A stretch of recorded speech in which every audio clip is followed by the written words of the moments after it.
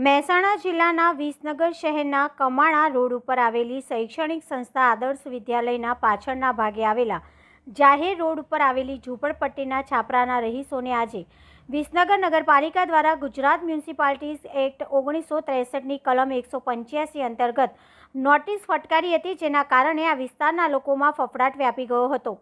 જેમાં નગરપાલિકા દ્વારા એવી જાણકારી આપી હતી કે આ રોડ ઉપર રસ્તા પૈકીની જમીનમાં છાપરા તથા અન્ય ચીજ વસ્તુઓ મૂકીને દબાણ કરેલ છે, જે યોગ્ય નથી।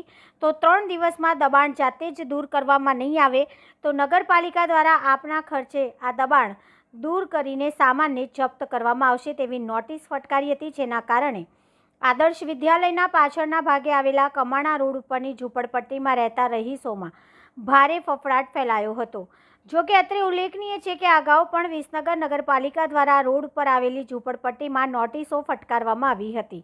રિપોર્ટર પ્રકાશ સોની, વિસનગર।